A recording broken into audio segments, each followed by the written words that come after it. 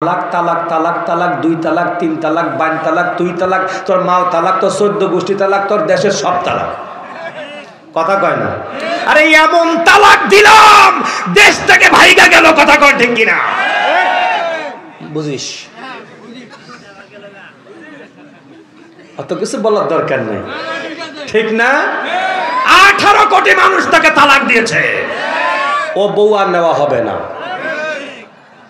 একটু রেডি হন প্রস্তুতি নেন যে শেষ পর্যন্ত থাকা লাগবে আরো কয়েকটা ঘটনা আপনাদের সামনে তুলে ধরে এরপরে প্রধান মেহমান আসবে জান্নাতের বাগান এটা আপনারা বলেন তো দেবীগঞ্জ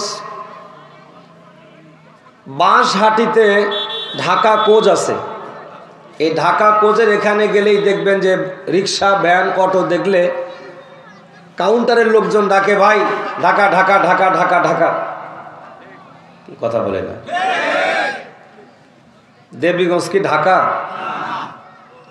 দেবীগঞ্জ ঢাকা স্টান এই জায়গায় ঢাকার গাড়ি পাওয়া যায় ঢাকার গাড়িতে উঠলে আপনাকে আপনার সুনির্দিষ্ট গন্তব্যস্থল কর্মস্থল আপনার বাসা বাড়ি যদি ঢাকায় হয় ওই গাড়িটাতে উঠলে আপনাকে ঢাকায় নিয়ে পৌঁছে দিবে ঠিক কি না এই আমরা এখানে বসেছি এটা হলো জান্নাতের বাগান এই জান্নাতের বাগানে যারা আসবে এটা হলো জান্নাতের বাগান তার মানে জান্নাতের স্থান আমরা এখানে এসে বসেছি এখানে বসা মানেই হলো এখানে যে আলোচনা হবে কোরআন থেকে হাদিস থেকে আলেম ওলামারা আলোচনা করবে এই আলোচনার ভিতরে যদি আমার জীবনটা ঢুকাই দেই তাহলে আমার জীবন এই বালাকুড়ি থেকে জান্নাত পর্যন্ত পৌঁছায় দেবে আরো জোরে বলেন একবার যারা সুবহানাল্লাহ পড়ে আমার নবীজি বলেছেন ওয়াসুবহানাল্লাহি ওয়ালহামদুলিল্লাহি তামলিআনি মা বাইনাস সামাওয়াতি ওয়াল আরদ যারা সুবহানাল্লাহ আলহামদুলিল্লাহ পড়বে নবী আমার বলেছে উম্মত রে শোনো তোমার জন্য আসমান জমিনের ফাঁকা জায়গা নেকি দিয়ে ভর্তি হয়ে যায় এটা বাইরে থাকলে হবে না চোখ বুজে থাকলে হবে না চোখ কান নাক মুখ ত্বক সব খোলা রাখতে হবে 5টা জিনিস দিয়ে আল্লাহর কোরআনের কথা শুনবেন 1 নাম্বার হলো চোখ দিয়ে দেখে দেখে কোরআনের কথা শুনবেন যদি চোখ আল্লাহ আপনাকে দিয়ে থাকে 2 নাম্বার হলো কান দিয়ে শুনে শুনে কোরআনের কথাগুলো দিলের ভিতরে ঢুকাবেন 3 নাম্বার হলো নাকটাও যেন আপনার শ্বাস প্রশ্বাসটা আল্লাহর কোরআনের আলোচনার দিকে ধাবিত হতে থাকে এরপরে চোখ কান নাক মুখটা দিয়া মাঝে মাঝে রাব্বাকা ফাকাব্বির আল্লাহর নামের তাকবীর দিবে ধ্বনি দিবে তাহলে আপনার দিলের ভিতরে কোরআনের কথাগুলো প্রবেশ করবে এরপরে হলো আল্লাহ রাব্বুল আলামিন আপনাকে ত্বক দিয়েছে হাত পা দিয়েছে এই হাত পা দিয়ে মাঝে মাঝে দাঁড়িয়ে যাবেন মাঝে মাঝে 2 হাত তুলে তাকবীর দেবেন আপনার ত্বক আল্লাহর কাছে সাক্ষী হয়ে যাবেন 1 নাম্বার মুখ 1 নাম্বার হলো মুখ 2 নাম্বার হলো কান 3 নাম্বার হলো চোখ 4 নাম্বার হলো আপনার নাসিকা 5 নাম্বার হলো আপনার ত্বক ইত্যাদি 5টি দিয়ে এখানে বসে বসে কোরআনের কথা শুনবেন আপনার ভিতরে কথা ঢুকবে আপনি কথা শুনবেন একদিকে দেখবেন আর একদিকে শুনবেন একদিকে তাকাবেন আর একদিকে শুনবেন আপনার মনটা কোরআনের দিকে নিসবত করা নাই খোদার কসম করে বললাম এই কথা আপনার ভিতরে কোনোদিন তাসির হবে না আজও কোরআনের কথা শুনলাম কালও কোরআনের কথা শুনেছি আগামী দিনেও কোরআনের কথা শুনেছি এই দেবীগঞ্জের প্রত্যেকটা মৌজায় মৌজায় একটি করে কোরআনের তাফসির মাহফিল হচ্ছে কিন্তু মানুষের জীবনের পরিবর্তন হচ্ছে না এর পিছনে কারণ কি মানুষ বলে হুজুর আপনাদের আমল ঠিক নাই হুজুর আপনাদের আমল ঠিক নাই কথা বলে না হুজুররা ভালো না বলে কি না আমি বলি ও ভাই হুজুররা বানিয়ে কথা বলে না এই যে কোরআনুল কারীম থেকে সূরা মুদ্দাসসির তিলাওয়াত করেছি এই সূরা মুদ্দাসসির 114টি সূরার ভিতরে একটি সূরা এখান থেকে 5টি আয়াতে কারিমা তিলাওয়াত করলাম, 7টি আয়াতে কারিমা তিলাওয়াত করলাম। এই 5-7টি আয়াতের ভিতরে তিলাওয়াতের ভিতরে আলোচনা করব। আপনারা বলুন তো, যে কোরআন পড়েছি এই কোরআনের ভিতরে কোনো সন্দেহ আছে নাকি? আরো জোরে বলেন। আল্লাহ পাক চ্যালেঞ্জ ঘোষণা করলেন, যালিকাল কিতাবু লা রাইবা ফীহি হুদাল লিল মুত্তাকিন।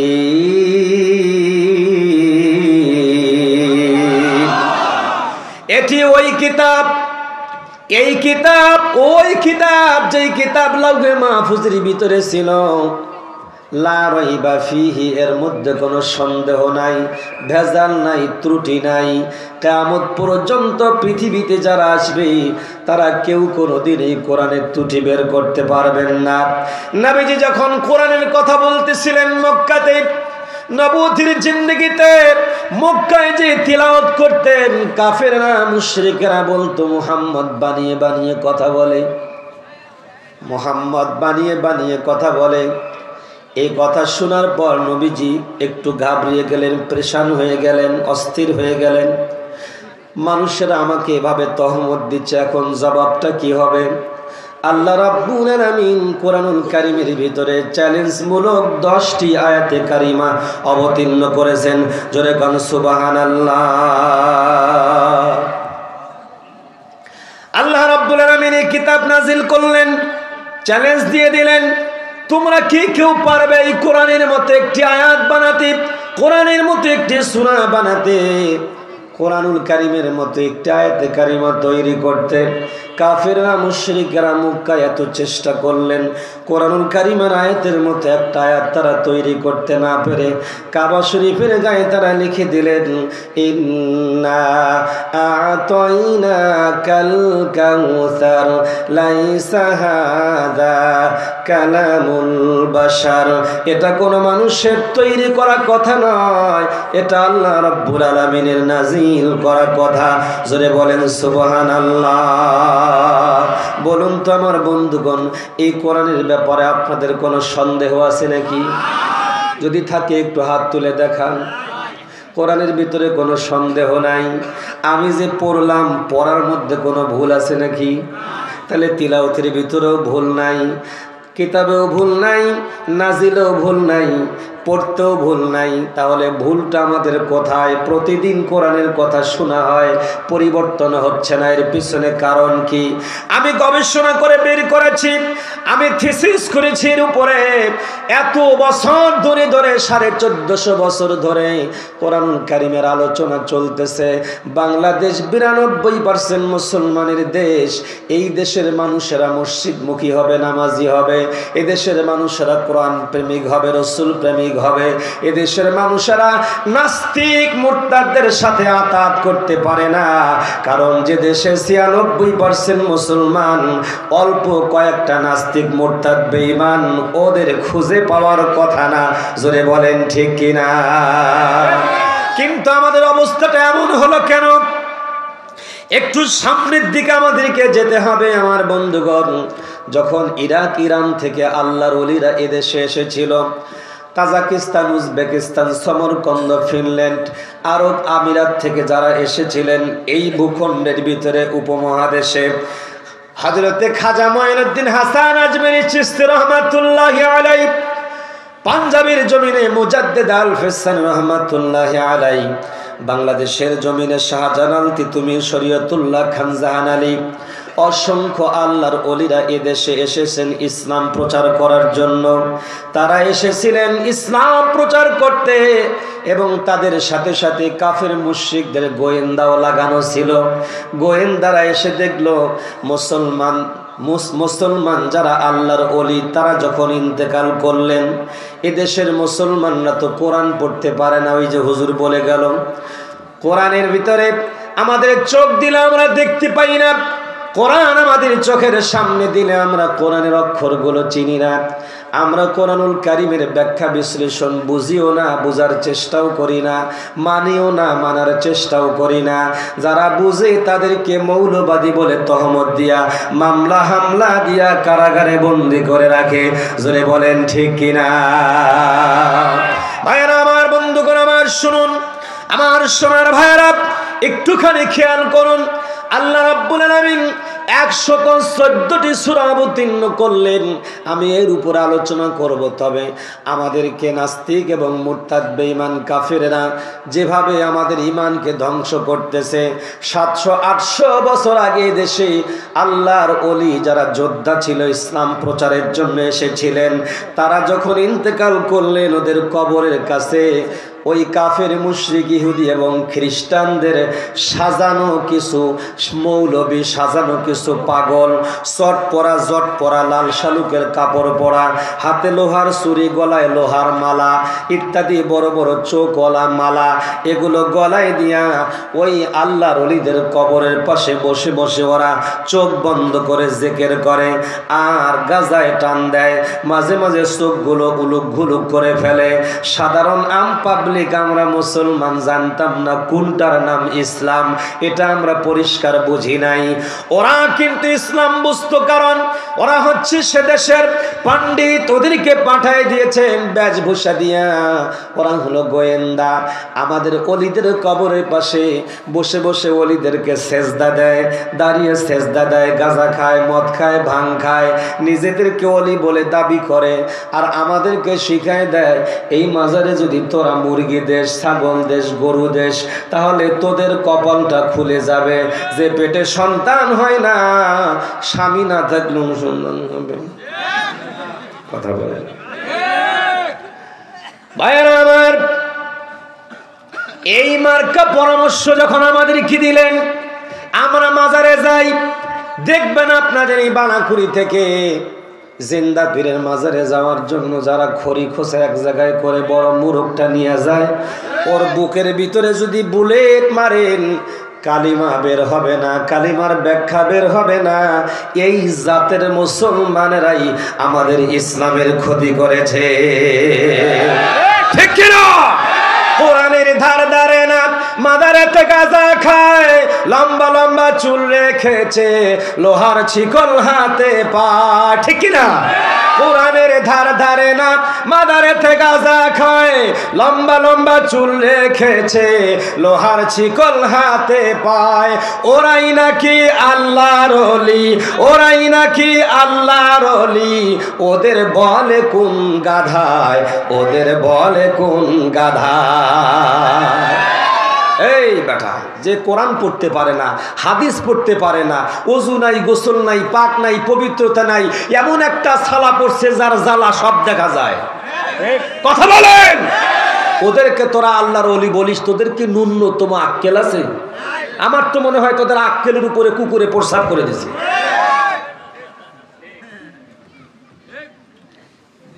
চলবে না, বন্ধ হবে।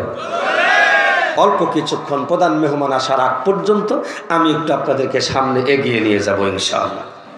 কথাগুলো বুঝবার জন্য চেষ্টা করেন। এত কোরআন হাদিসের মাহফিল হচ্ছে, মানুষের পরিবর্তন হয় না কেন? প্রত্যেক দিন একটা মাহফিল থেকে 100 লোক পরিবর্তন হলে এই 50, 52, 56 বছরে একটা লোক বাকি থাকতো না হেদায়েত হওয়ার, ঠিক না? কিন্তু হেদায়েত নাই, কারণটা কি? খুব মজার কথা আমার ভাইরা, সামনে এগিয়ে আসেন, আমি আপনাদের খেদমতেই কথাগুলো বলবো। তার আগে আপনাদের কাছে নিয়ে আসি, বলেন এখন থেকে ওই জিন্দা পীরের মাজারে যাওয়া যাবে? আরো বলেন যাবে? তোর যদি খাতনা দিয়া থাকে, তুই যদি খাতনা দেওয়া জাতের মুসলমান হোস, তাহলে মাজারে যায়া পূজা দিয়া শিরক না করবি। কথা বল, যদি যাস তোর খাতনা দেওয়ার দরকার নাই। ওরা মন্দিরে যায় পূজা দেয়, মন্দিরে পূজা দেয়, ওটা হলো মূর্তি। কথা কয় না? হায়াত নাই, রুহু নাই, জান নাই, কিচ্ছু নাই, মান নাই, সম্মান নাই, ধরে পানির মধ্যে সুবাই, কিচ্ছু করতে পারে না। কথা বলে না? তাইলে ওরা জিন্দা উপরে থাকাকালীন হায়াত নাই, রুহু নাই, কিচ্ছু নাই, পাওয়ার নাই, ক্ষমতা নাই, এদেরকে যে পূজা করে, ওদের ধর্ম আলাদা, ওরা 100 বার করুক, কথা বলে না।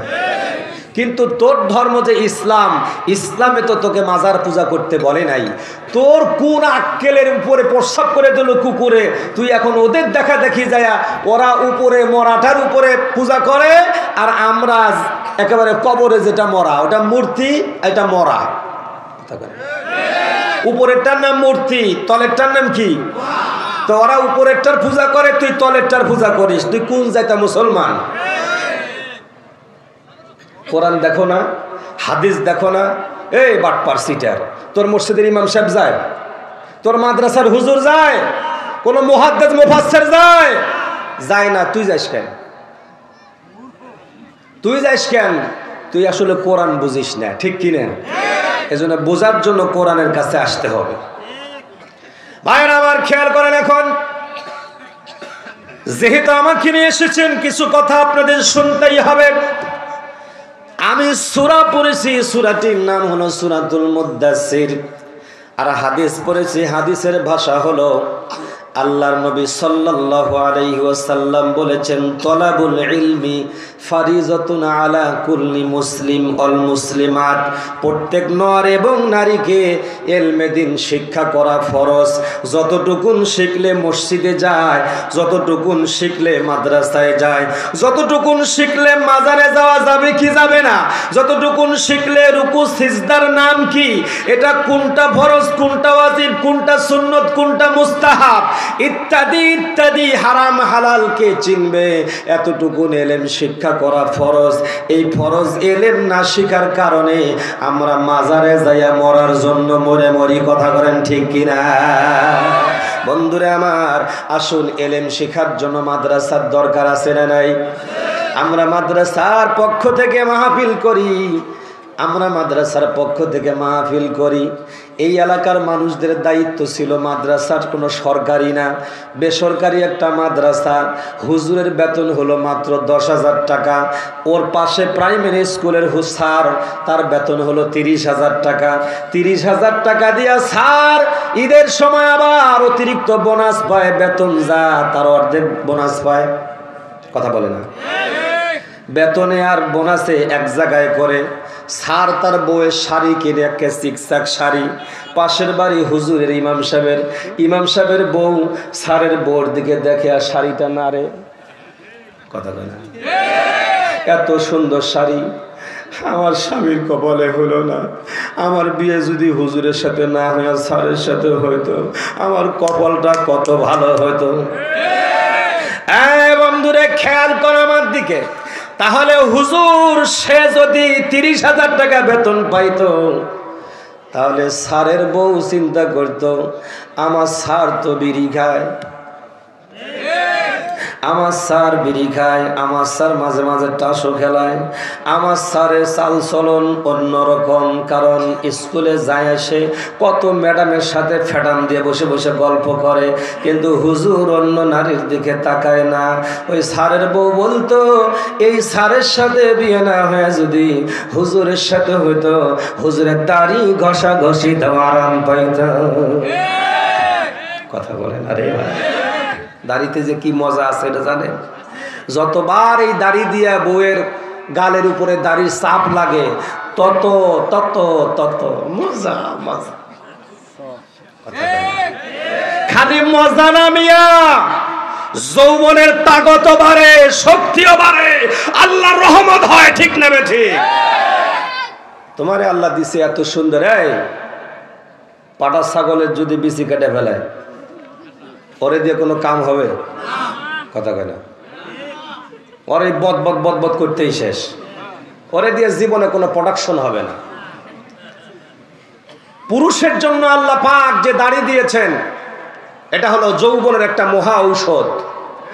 সুবহানাল্লাহ বলেন, সুবহানাল্লাহ বলেন।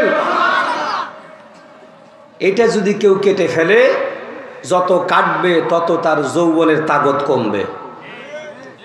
এই জন্য বর্তমান সময়ে বলবেন যে ঠিক ঠিক ঠিক, বর্তমান সময় এখন এই দাড়ি ছাড়া যারা যৌবনের তাগত কমে গেছে, ওদের জন্য কলিকাতা হারবাল পড়া, কথা বলে না।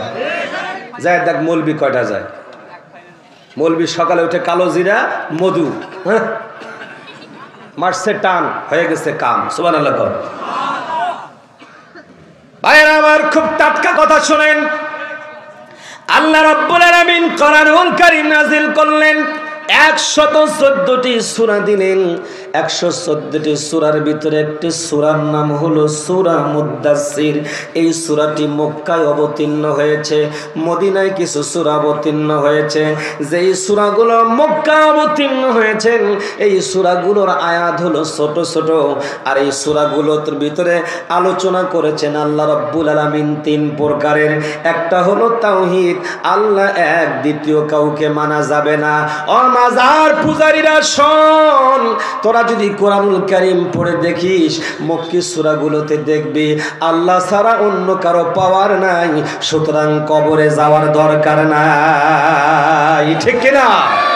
1 নাম্বার তাওহীদ, 2 নাম্বার রিসালাত, নবুয়ত সম্পর্কে আল্লাহ পাক এই সূরাগুলোতে অবতীর্ণ করেছে। আমাদের সমাজের কিছু গাঁজাখোর, বামখোর, চটলা, জটলা, ওরা বলে আমার বাবা আমাকে সুপারিশ করে জান্নাতে নিয়ে যাবে। তোর বাবার কি অবস্থা হবে কোরআন পড়ে দেখ। বাবা কিয়ামতের ময়দানে পার হতে পারবে না, কারণ যারা জাহান্নামে যাবে ওরা আল্লাহকে বলবে না ক্বালাল্লাযীনা কাফারু আদাল্লানা মিনাল জিন্নি ওয়াল ইনসি তাহতা আকদামিনা লিয়াকুনা মিনাল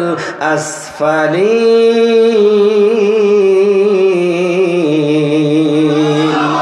কাফিররা বলবে, জাহান্নামীরা বলবে, আল্লাহ যাদের কারণে আমরা জাহান্নামে যাচ্ছি ওই মানুষগুলো কই, ওদেরকে আমাদের সামনে এনে দেন। ও যদি বাবা হয়, মা হয়, ভাই হয়, বোন হয়, নেতা হয়, নেত্রী হয়, তারপরও আল্লাহ বলবে ওদেরকে আমাদের সামনে এনে দেন। এনে দেওয়ার পর ওদের মুখের উপরে, বুকের উপরে লাথি মেরে জাহান্নামে দিয়া তারপরে তারা জাহান্নামে যাবে। কারণ তোদের জন্য আমরা পূজা শিখেছি, তোদের জন্য আমরা নামাজ ছেড়েছি, তোদের জন্য আমরা কোরআনওয়ালাদের কাছে যাই নাই, তোদের কারণে আমরা আল্লাহওয়ালাদের কাছে যাই নাই।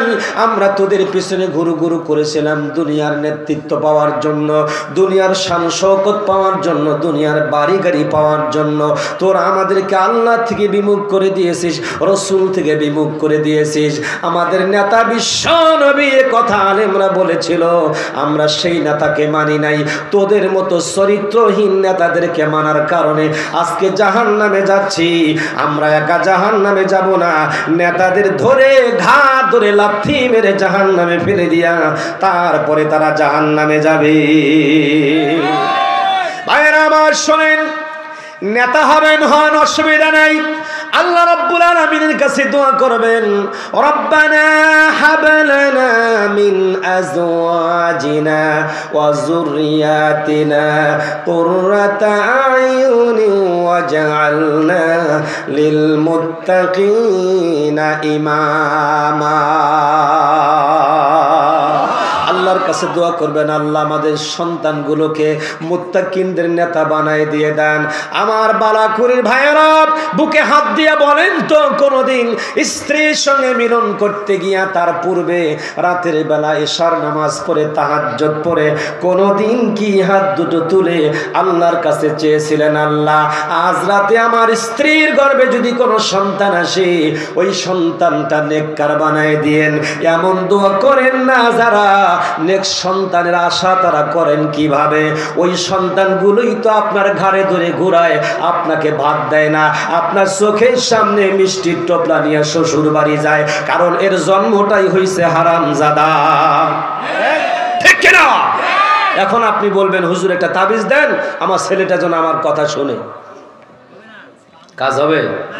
এই মিয়া, খাসি বান ছাগল বান করে দিয়া এখন তুমি যদি বলে দ্বারা প্রোডাকশন নিব, এটা যেমন সম্ভব নয়, তোমার জন্মগত যেটা প্রবলেম হয়ে গেছে এইটা আর সলভ হবে না। টাটকা কথা শুনে না, আমি ৮০,০০০ টাকার বক্তা না, ৮০,০০০ টাকা কন্ট্রাক্ট করে বক্তৃতা করতে আসে নাই।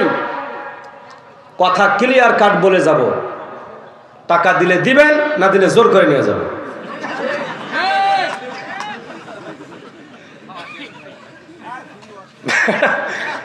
চলবে না, বন্ধ হবে?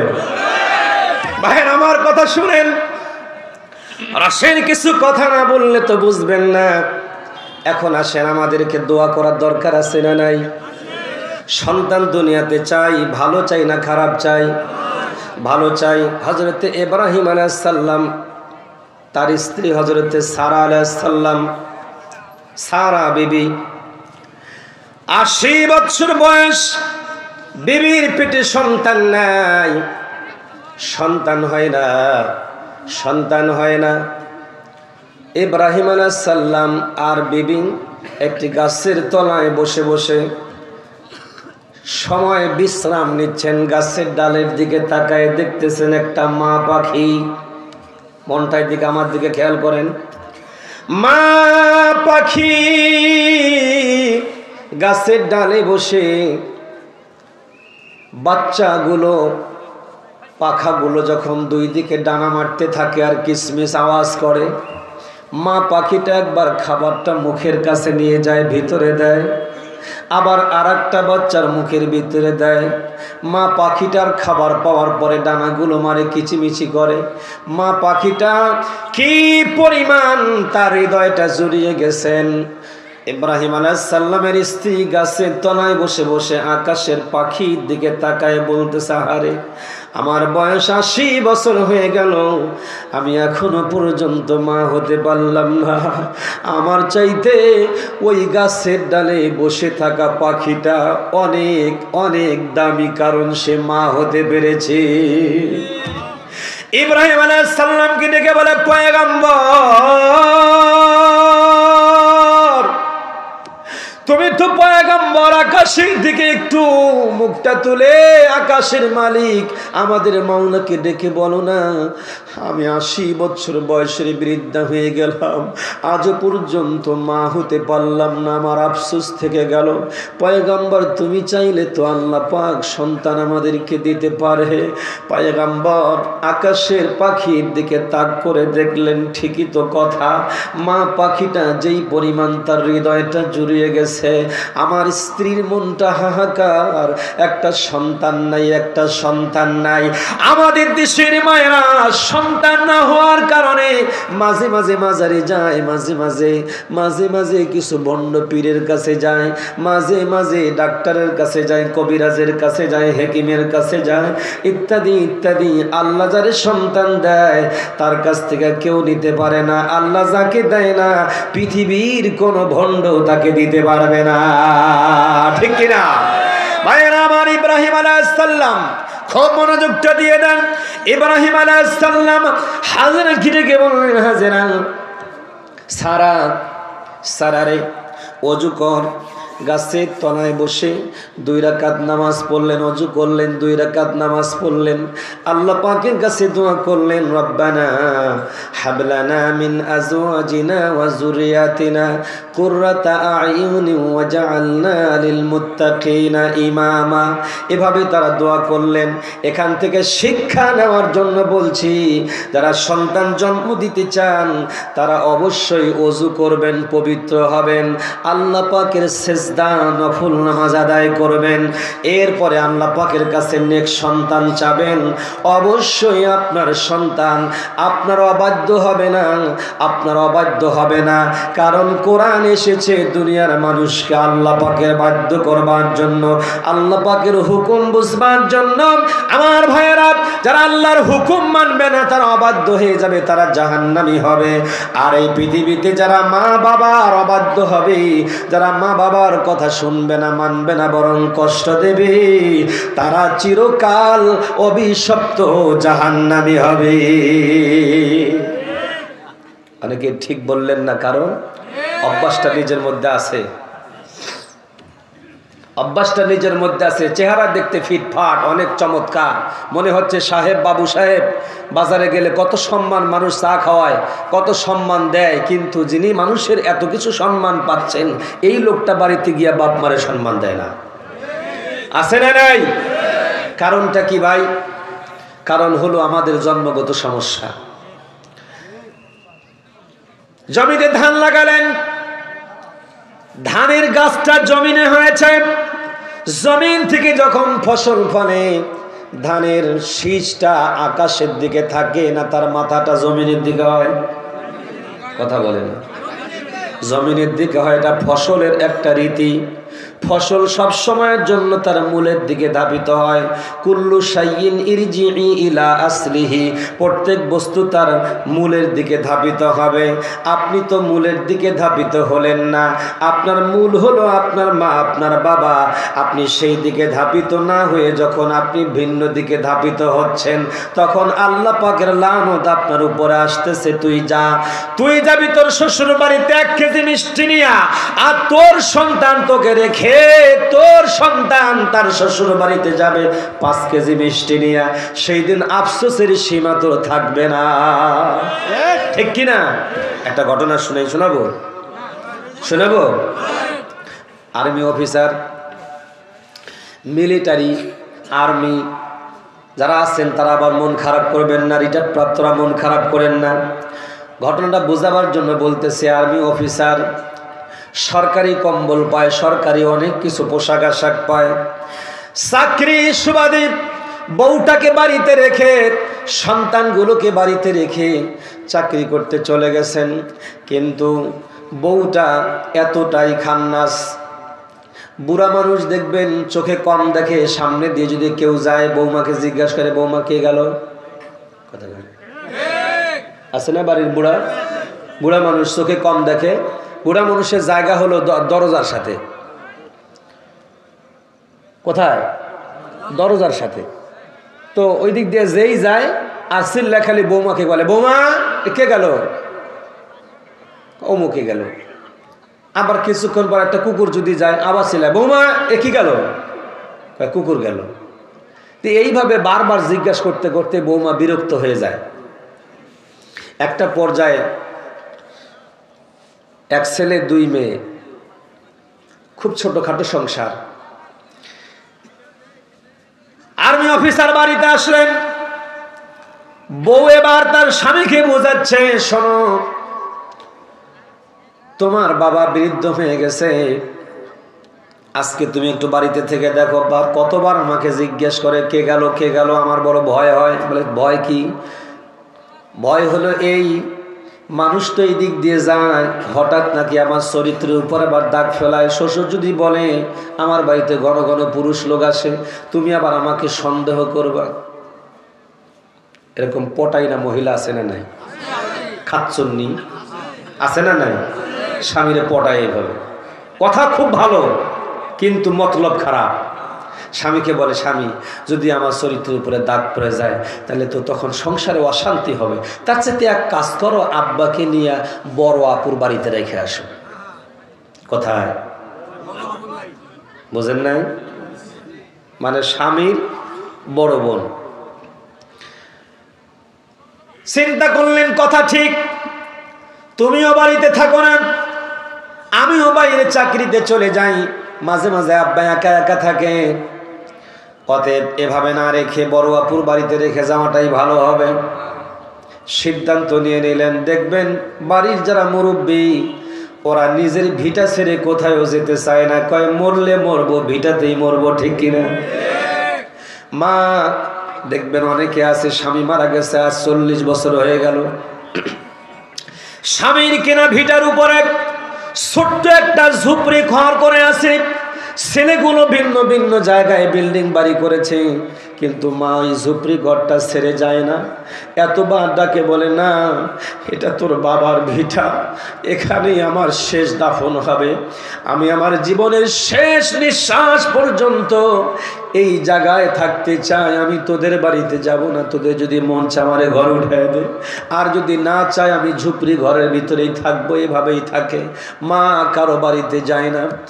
এই আর্মি অফিসার চিন্তা করলেন, বাবাকে গিয়া বললেন, আব্বা আমি আপনাকে একটা ভালো পরামর্শ দিই আব্বা, আপনি বৃদ্ধ হয়ে গেছেন, বয়স আপনার শেষের দিক, আপনার তো অনেক সময় অজুর পানির প্রয়োজন হয়, ঔষধের প্রয়োজন হয়।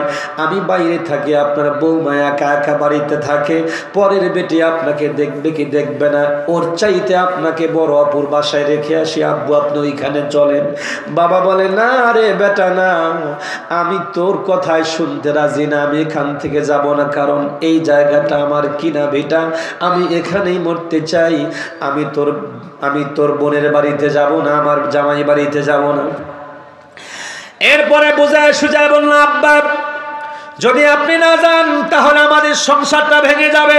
বউ তো মানতেছে না, কথা বলেন ঠিক কিনা? আব্বার সামনে এসে আব্বা আব্বা বলে ডাকে, আর বাইরে চলে গেলে বাঁশ একটা নিয়ে থাকে আব্বারে দেওয়ার জন্য, কথা কয় না? এই বৌমা তো সাংঘাতিক বৌমা।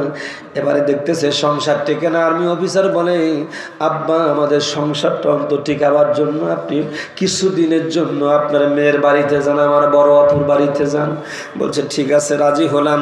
এবার যাওয়ার সময় শীতকাল, আর্মি কম্বল পেয়েছিল সরকার থেকে, দামি একটা কম্বল। বাবা বলছে আব্বারে, আমার একটা কম্বল তুই দিয়ে দিস, না হলে শীত কাটাতে পারবো না। এবার আর্মি অফিসার কম্বল একটা দিয়া আব্বারে বের করে দিচ্ছেন, বাড়ি থেকে নিয়ে যায় বোনের বাড়িতে। আর্মির সন্তান একটা আছে 7-8 বছরের ছেলে, ওই ছেলেটা কিন্তু দেখবেন অনেক সময় দেখবেন নাতিগুলো দাদার দরদি বেশি হয়, কথা বলে না? দাদাও নাতি ছাড়া বোঝে না, নাতিও দাদা ছাড়া বোঝে না। নাতি দাদার পিছনে পিছনে রওনা করছেন, যখন চৌধুরীর মোড় পর্যন্ত চলে গেছে, এবার নাতিটা কম্বলটা টেনে ধরেছে, দাদু কম্বলটা আমারে দিয়ে যাও, কারণ এটা আমাদের কম্বল, আমি তোমারে দেব না। দাদা টানে কম্বল দে, নাতি টানে কম্বল দে, দুইজনে টানাটানি করে। এবার দুইজনে টানাটানি করেন, করতে করতে দুইজন টানাটানি করতে করতে আর্মি অফিসার বলছে আব্বা, আপনি না হয় ছেড়েই দেন, আপনাকে নতুন নিয়ে দেব। আব্বা বলে না, আমি ছাড়বো না। নাতিকে ডাক দিয়া বলে বেটা তুই ছেড়ে দে, আমি তোরে নতুন আবার এনে দিব। দুইজনের কেউ ছাড়ে না। এবার নাতি বলছে দাদা, সমাধানের একটা রাস্তা আমাদের ভিতরে আছে। কি রাস্তা? বলছে কম্বলটা ভাঁজ করে মাঝখানে একটা চিরন দিয়ে দেন, দুইটা ভাগ হয়ে যাবে। দাদা অর্ধেক নিয়ে আপনি যান, আর অর্ধেক আমারে দিয়ে যান।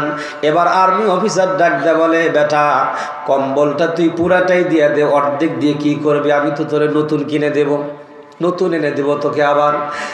ছেলে বলে আব্বা, আমার দাদুর বয়স 84 বছর, আপনি আমাদের বাড়ি থেকে দাদারে নিয়ে ফুপুর বাড়িতে রেখে আসবেন। দাদু যেতে চায় না, আমি সব বুঝে ফেলেছি। আমার মায়ের শয়তানি বাটপারি সিটারি এটা আমার বোঝা শেষ। আব্বু কম্বল অর্ধেকটা রাখলাম, আপনার বয়স যখন 84 হবে, বাকি অর্ধেক কম্বল দিয়া আমি আপনারে থুয়ে আসবো ভাবে।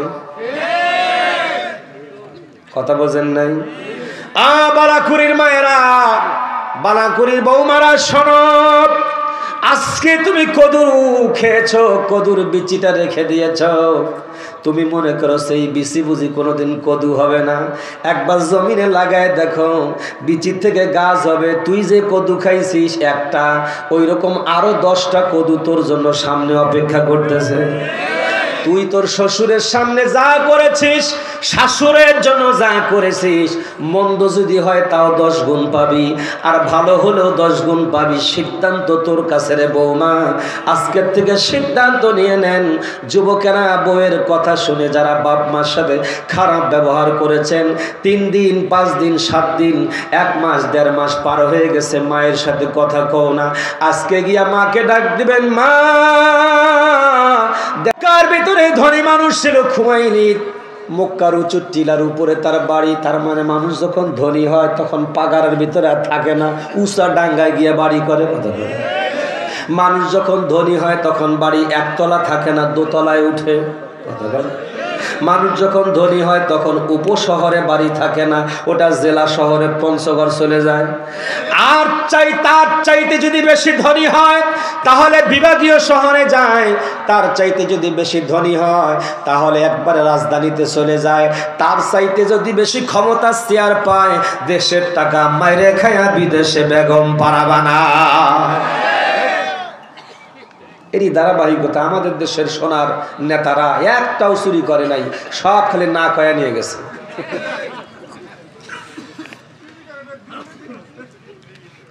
নবী আমার বলেছেন, তলাবুল ইলমি ফারিদাতুন আলা কুল্লি মুসলিম ওয়াল মুসলিমাত, প্রত্যেক নর এবং নারীকে ইলমে দ্বীন শিক্ষা করা ফরজ।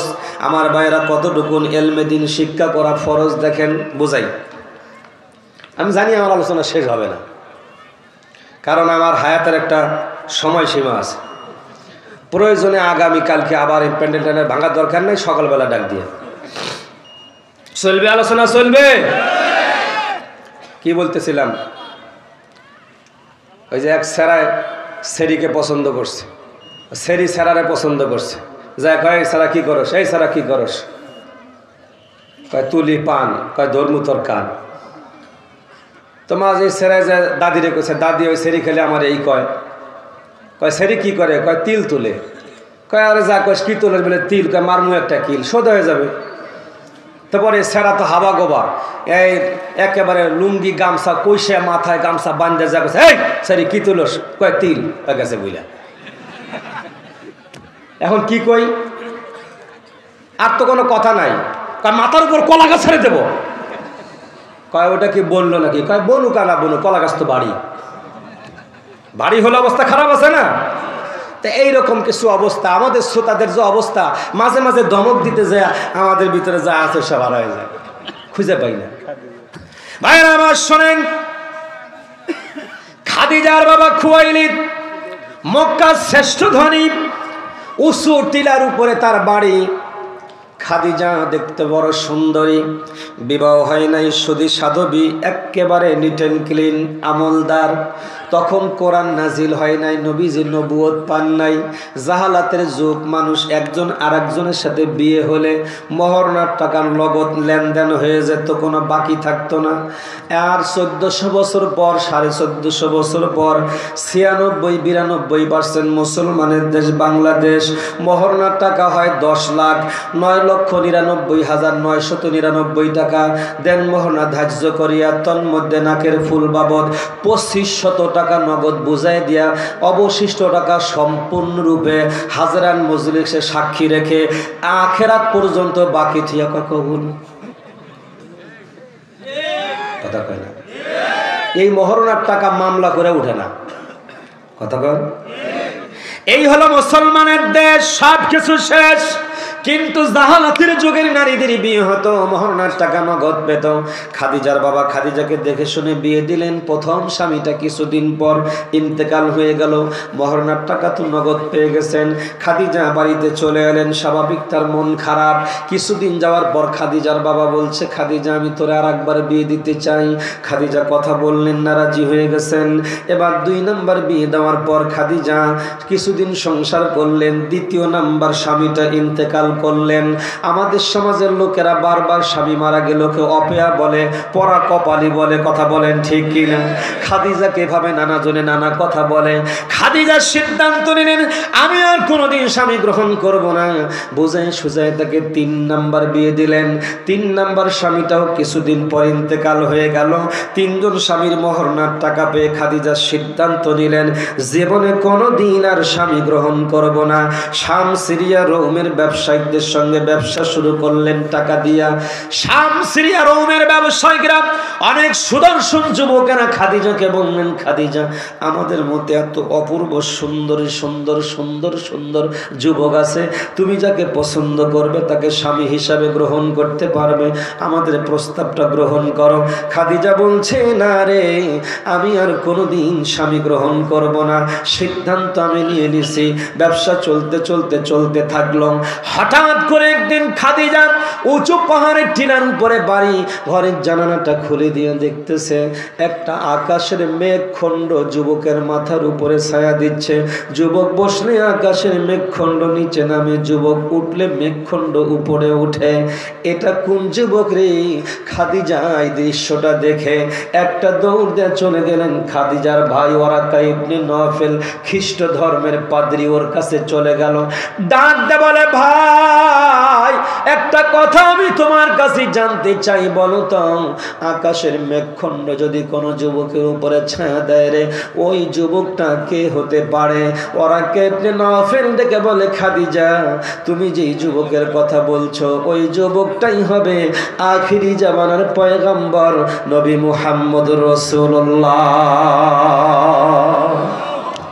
খাদিজাকে বলছে, খাদিজা ওই মোহাম্মদ যখন কোরআনের কথা বলবে, মোহাম্মদ যখন নবুয়তির কথা বলবে, মোহাম্মদ যখন কিয়ামতের কথা বলবে, মক্কার লোকেরা তাকে তাড়াই দেবে, মক্কার লোকেরা তাকে গ্রেফতার করবে, মক্কার লোকেরা তাকে হত্যার ষড়যন্ত্র করবে।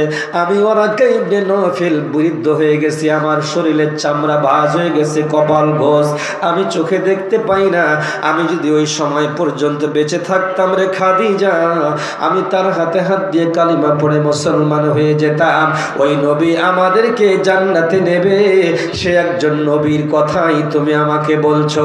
খাদিজা বলল, সিদ্ধান্ত পরিবর্তন করলাম, আর আমাদের সিদ্ধান্তে থাকবো না।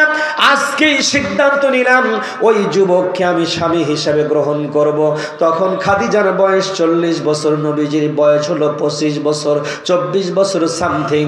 আমার বন্ধুরে পত্র পাঠায় দিলেন, লোক পাঠায় দিলেন, আলোচনা কমপ্লিট হয়ে গেল, বিবাহ হয়ে গেল।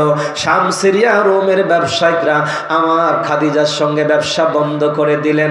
আমরা খাদিজার মাল কিনবো না, বিক্রি করব না, কারণ তিনি কথা রক্ষা করে নাই। আমরা প্রস্তাব দিলাম, আমাদের প্রস্তাব প্রত্যাখ্যান করে দিয়া এমন একটা যুবককে বিয়ে করলো, যেই যুবকের মা নাই, যেই যুবকের বাবা নাই, যেই যুবকের জায়গা নাই, যেই যুবকের টাকা নাই, যেই যুবকের কেউ নাই, একেবারে অসহায় এমন একজন যুবককে সে বিয়ে করে আমাদের মুখে চুনকালি দিল। ব্যবসা বন্ধ হয়ে গেল। চলবে না? বন্ধ হবে। আমার বন্ধুগণ, ব্যবসা বন্ধ হয়ে গেল। এবার শাম, সিরিয়া, রোমের ব্যবসায়ীদেরকে খাদিজা দাওয়াত দিয়ে নিয়ে এলেন, আসো তোমরা একটু আমার বাসায় দাওয়াত খেতে আসো। আমাদের ভিতরে একটুখানি কিছু হলেই আমরা দাওয়াত দিলে হাত ফুলে গাল ফুলে বসে থাকি, আর যাই না। আগে সব ঠিক ছিল, দাওয়াতের দিন গাল ফুলাফুলি শুরু হয়। এ হলো কুলজাইতা মুসলমান, কথা কন ঠিক কিনা?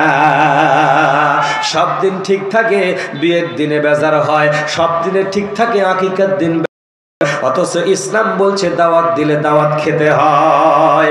খাদিজার ব্যবসায়ীরা চলে এলো দাওয়াত খাওয়ার জন্য। খাদিজা বলছে, তোমরা আমার সঙ্গে ব্যবসা বয়কট করে দিয়েছো, কারণ হলো আমি বলেছিলাম বিয়ে করব না, এরপরে বিয়ে করেছি, বিয়ের সিদ্ধান্ত নিয়েছি, তোমরা আমার প্রতি মন খারাপ করে ব্যবসা বয়কট করে দিলা, তাই না? বলে হ্যাঁ, এজন্য ব্যবসা বয়কট করেছি। শাম, সিরিয়া, রোমের ব্যবসায়ীরা শোনো, বলো তো মক্কা নগরীর ভিতরে সবচেয়ে ধনী কে? বলছে খাদিজা তুমি তো ধনী। আর সবচাইতে চরিত্রবান কে? বলছে তোমার স্বামী মুহাম্মদ। তার চাইতে কে আর কেউ আছে? বলে না, তার চাইতে আর কেউ নাই, কারণ তাকে ছোট থেকে আলামিন সাদিক বলে ডাকতো সবাই। একটু জোরে বলা যাবে কি মারহাবা? আমার বন্ধুরে, এবার খাদিজা বলছে, তাহলে শোনো, আমার স্বামী গরিব এটা তোমরা ভেবে আমার প্রতি মন খারাপ করেছ, আর ধনীর দিক থেকে আমি হলাম সবচাইতে ধনী। আমার সহায় সম্পদ, আমার জান মাল যা কিছু আছে সব কিছু আমার স্বামীকে দিয়ে দিলাম। এবার তোরা বল, এই মক্কাতে সবচাইতে ধনী কে?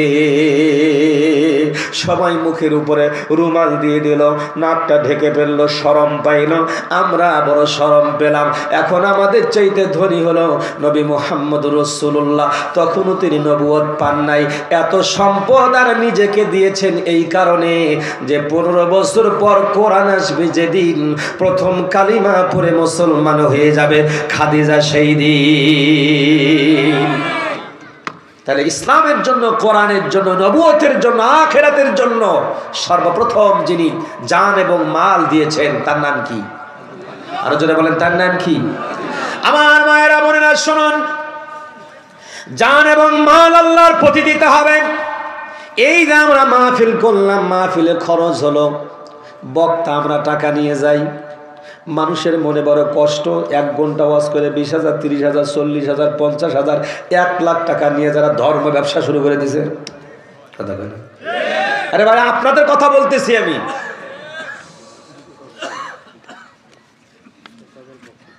ধর্ম ব্যবসা শুরু করে দিছি আমরা, বলে কি বলে না?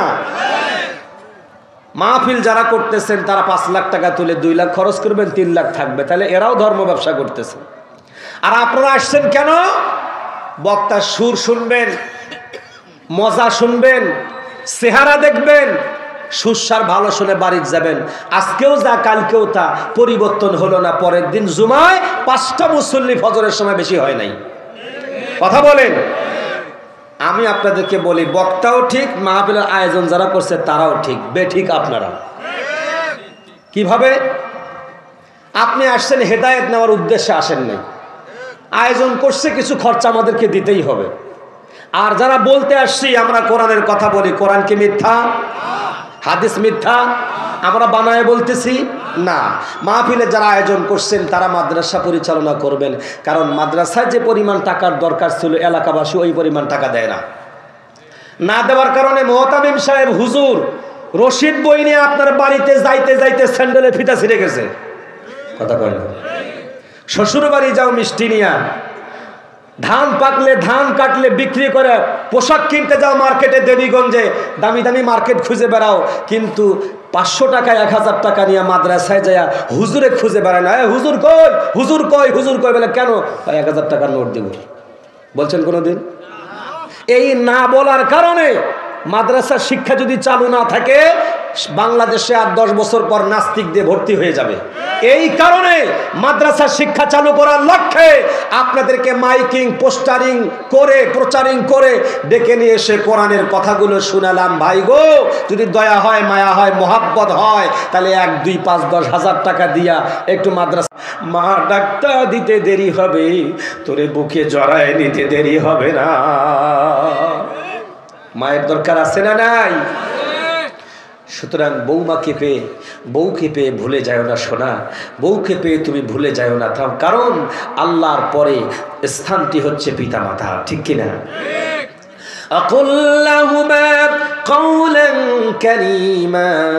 তোমাদের মধ্যে যদি পিতা মাতা 2 জনকার যে কেউ থাকে, তাদের সাথে কওলান কারিমা, সবচাইতে সম্মানজনক কথা বলো, সম্মানজনক আচরণ করো। বৌমার সামনে, স্ত্রীর সামনে, বাবা মার সাথে মাথা ঝাড়ি দিয়ে কথা বলবা তো তোমার কপাল নষ্ট হয়ে যাবে।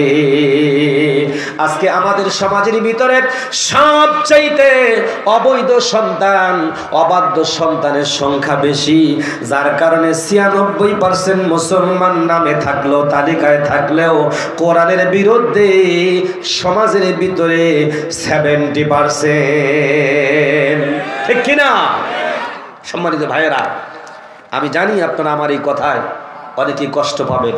অনেক বৌমারা বলবে, আরে শাশুড়ির সাথে যা করি করি, স্বামীর সাথে পটানো পুটানো অনেক গল্প করছিলাম, আজকে হুজুর সব ফাঁস করে দিয়ে গেল। এই হুজুরে আনার দরকারটা কি ছিল? খাওয়ায় দাওয়ায় ভুল করলাম। আগে জানলে মরিচ আর লবণ একটু তরকারিতে বেশি দিতাম। ভাইয়েরা আমার, আগামীতে আর আনার দরকার আছে কিনা জানি না। আপনারা আজকের আলোচনাই জীবনের শেষ আলোচনা মনে করে যদি যতদিন বেঁচে থাকবেন বাবা মার সাথে খারাপ ব্যবহার করবেন না, এর সাথে একমত কারা কারা? লিল্লাহি তাকবীর, লিল্লাহি তাকবীর, লিল্লাহি তাকবীর। আমার ভাইয়েরা, বাড়ি থেকে বের হয়ে যাবেন, চাকরিতে যান, ব্যবসাতে যান, কৃতকর্ম যা আছে যেখানেই যাবেন, যাবার সময় অন্তত মা বেঁচে থাকলে মাকে ডাক দিয়ে বলবেন, ও মা, আমি বাইরে চলে যাচ্ছি, দেবীগঞ্জে যাচ্ছি, খেতে খামারে যাচ্ছি, ঢাকায় যাচ্ছি, রাজশাহী যাচ্ছি, আমার জন্য একটু দোয়া করে দিও মা। মাথাটা মায়ের কাছে একটু হালাই দিয়ে বলবেন, ও মা, একটু আমার মাথায় হাত বুলাই দিয়ে দাও। ও যুবক ভাইয়ারা শোনো, বাড়ি থেকে মায়ের কাছ থেকে হাতটা মাথায় বুলায় নিয়ে যখন বাইরে যাবে, যতক্ষণ পর্যন্ত ফিরে আসবে না, আমার আল্লাহর রহমতটা তোর মাথার উপরে থাকবে। গজব তো আমাদের জন্য আসেই একমাত্র আমাদের অভিশাপের কারণে, ঠিক কিনা? এই জন্য মায়ের সাথে কখনো, বাবার সাথে কখনো খারাপ ব্যবহার করবে না। বাড়ি থেকে বের হয়ে যাবে, আব্বারে একটু সালাম দিয়ে যান, আব্বা আসসালামু আলাইকুম, আমি চলে গেলাম, আমার জন্য দোয়া করবেন। মায়ের কাছে গিয়ে একটু দোয়া নিয়ে যান। তা না করে মায়ের সাথে বাবার সাথে হপ আর বউয়ের গালে যা চুমা খায়, কথা কয় না? শয়তান, তোর ওই মুখের উপরে আল্লাহর লানত পড়বে, ঠিক কিনা? যেখানে যা দেওয়া দরকার তা তুমি দাও না। একটু মায়ের কপালে চুমো খেয়ে যা, একটু বাবার কপালে চুমো খেয়ে যা। বউটারও আদর করিস, কিন্তু বাবা মাকে ছেড়ে দিয়ে না, ঠিক কিনা? ও তোমার বাবা মা ভাই বোন আপনজন সব কিছু ছেড়ে তোমার বাড়িতে আসছে তোমার স্নেহ ভালোবাসা মায়া মমতায় পাওয়ার জন্য। তুমি তাকে মায়া মমতা করবে, এটা তার অধিকার। কিন্তু এই অধিকার আদায় করতে গিয়া মা বাবার সাথে অনাধিকার চর্চা করবে, তা হতে পারে না। আমার শুনুন, আমি এখন একটু সামনের দিকে নিয়ে যাই। আল্লাহ রাব্বুল আলামিন সূরা মুদ্দাসসির নাযিল করলেন, মনে আছে? সূরা মুদ্দাসসির এটি মক্কায় অবতীর্ণ হয়েছে। মক্কার সূরাগুলোর বৈশিষ্ট্য হলো এই সূরাগুলোতে তাওহীদ সম্পর্কে আলোচনা হয়েছে, রিসালাত সম্পর্কে আলোচনা করা হয়েছে, কিয়ামত সম্পর্কে আলোচনা করা হয়েছে। ও দুনিয়ার মানুষেরা, তোমরা ভেবেছো এই দুনিয়াতে খাওয়া দাওয়া ফুর্তি করো, দুনিয়াটা মস্ত বড়, এটা ভাবলে হবে না। তোমাকে এই দুনিয়ায় থেকে চলে গিয়া আর একটা দুনিয়াতে উঠে হিসাব দেওয়া লাগবে। সেই হিসাবের জন্য প্রস্তুতি গ্রহণ করো। বন্ধুগণ আমার, কোরআন নাজিল শুরু হয়ে গেছে। কিছুদিন যাওয়ার পর কোরআনুল কারীম নাজিলের জন্য কিছুটা সময় একটু বন্ধ ছিল। সাময়িক সময়ের জন্য কাফিররা নানাভাবে কথা বলা শুরু করে দিলেন নবীজিকে। এবার নবীজি বড় টেনশন হয়ে গেল, একটু চিন্তিত হলেন, পেরেশান হলেন। নবীজি অস্থির হয়ে গেল। পাহাড়ি অঞ্চল মক্কার, সবচেয়ে বড় বড় পাহাড়গুলো মক্কার চতুর্দিকে। মক্কা পাহাড়ি অঞ্চল। নবীজির ঘর থেকে বের হয়ে পাহাড়ি অঞ্চলে চলে গেলেন। পাহাড়ের ফাঁকা জায়গায় দাঁড়িয়ে আকাশের দিকে তাকালেন। হঠাৎ করে নবীজির নজরে পড়ে গেল মাথাটা আকাশ বরাবর, জমিন থেকে আকাশ বরাবর পর্যন্ত মাঝখানে একটা চেয়ারের ভিতরে বসা। চেহারাটা ভালো করে লক্ষ্য করে দেখলেন, এই লোকটারে আমি হেরা গুহার মধ্যে দেখেছিলাম যেখানে কোরআন নাজিল হয়েছে।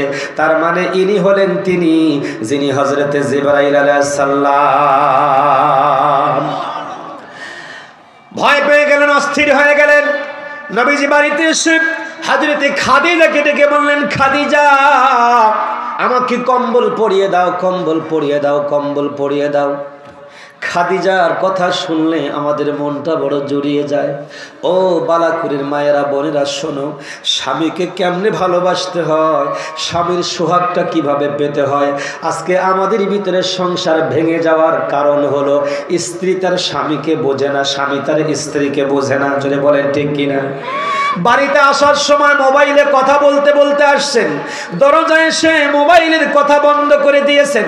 বউয়ের ভিতরে সন্দেহ ঢুকে গেছে, বিয়ের আগে আমি প্রেম করেছিলাম 3টা, আমার স্বামী নাকি আবার প্রেম করতেছে। মোবাইলে দরজায় এসে কথা বন্ধ করলো কেন? খাবার দেয় কথা বলে না, পানি দেয় কথা বলে না। বিছানায় গিয়ে শুয়ে পড়েছে, বউয়ের মুখ একদিক, স্বামীর মুখ আর একদিক। কোনো রকম করে যখন একবার বউ তাকায় দেখে, চোখ বাঁকায় দেখে স্বামীটার মুখটা আর দিকে একটু টেনশন ভাব, কারণ বউ কথা বলে না। যখন মুখটা ঘুরাইছে তখন কয়, কি ব্যাপার, আমাকে বাদ দিয়ে কাজ চিন্তা করো। এই মার্কা বউ আছে না নাই? এই দুইজনের মধ্যে লাগলো হিংসি। এই ওরে বুঝে না, ওই বুঝে না। এই ওকে সন্দেহ করে, ওই ওকে সন্দেহ করে। আস্তে আস্তে এমন হইতে হইতে তালাক, 2 তালাক, 3 তালাক, 5 তালাক, 2 তালাক, তোর মাও তালাক, তোর 14 গোষ্ঠী তালাক, তোর দেশের সব তালাক। কথা কয় না? আরে এমন তালাক দিলাম দেশ থেকে ভাইগা গেল। কথা কয় ঠিক কিনা? বুঝিস? অত কিছু বলার দরকার নেই, ঠিক না?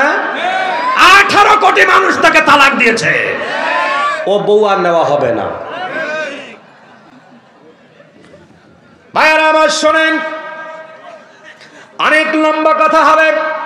খাদিজার ব্যাপারটা আপনাদেরকে বোঝাবার জন্য বলছি। খাদিজার বাবার নাম ছিল খুয়াইলিদ।